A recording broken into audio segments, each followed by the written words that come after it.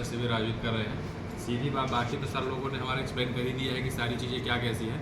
इस शिविर में किन रोगियों की पहचान और किया जाएगा, इसके बारे में थोड़ा सा मैं डिटेल दे दूँ।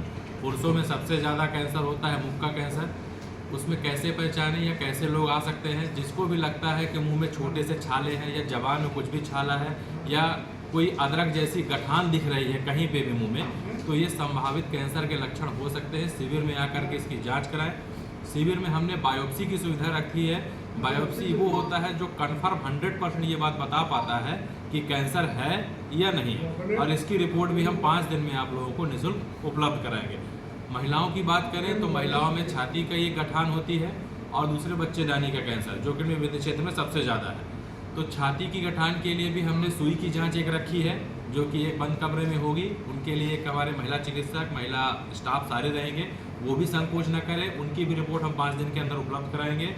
और जो हमारी बुजुर्ग महिलाएं हैं जिनकी भी उम्र 40 साल से ज़्यादा है और उनको अनियमित माहवारी या सफ़ेद पानी या ऐसा मावात जाने की समस्या लगातार बनी हुई है जो ठीक नहीं हो रही है, वो भी इस शिविर में आकर के जांच कराएं।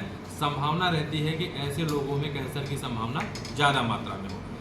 तो ये 3 प्रमुख बीमारियां हैं जो हमारे विंध्य क्षेत्र में है। फिर से बोलना चाहूँगा, मुख का कैंसर, छाती की गठान और बच्चेदानी गठान।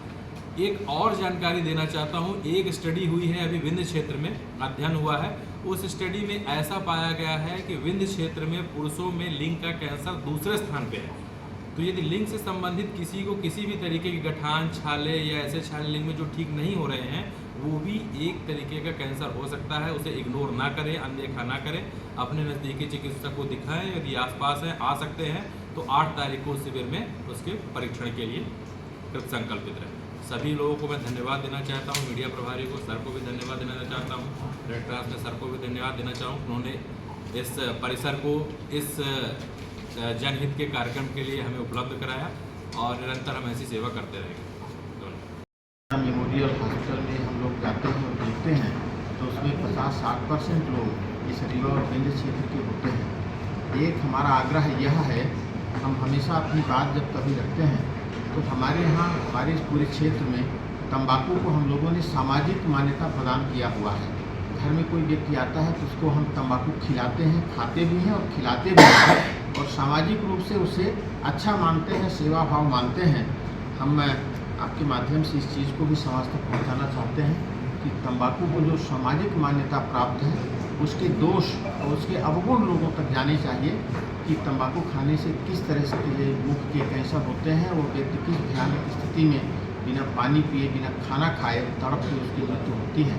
तो तंबाकू जहर है, उसके खाने से न केवल कैंसर बल्कि अन्य तरह की बीमारियां भी होती हैं। तो उससे भी हम अपने को दूर रखें, परहेज़ करें, और तंबाकू को मिली हुई जो सामाजिक मान्यता है उसे हम कहीं न कहीं हम आप सब मिलकर उस मान्यता को समाप्त करवाएं। तो हमें लगता है कि यह हमारी सफलता का एक अगला चरण होगा, अगली सीढ़ी होगी। दूसरी, हमारी जो माताएं बहनें हैं, वे किन्हीं कारणों से जब उनके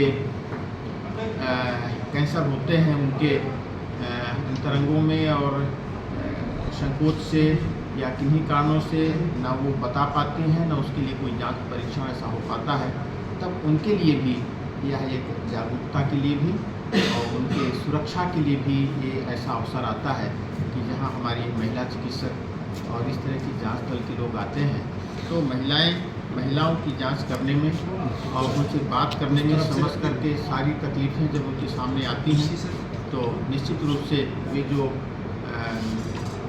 कैंसर है महिलाओं के संदर्भ में, चाहे वो ब्रेस्ट का कैंसर हो और चाहे उनके गुप्तांग जनित अन्य अंगों का कैंसर हो, उस पर भी जागरूकता बने और वे लोग अधिक से अधिक उसके प्रति जागरूक रहें और परीक्षण कराएं।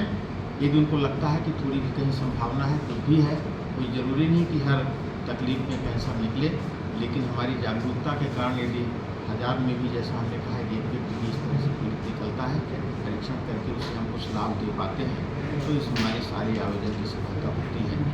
यह आप और हम मिलकर के निश्चित रूप से इस काम को आगे बढ़ाएंगे।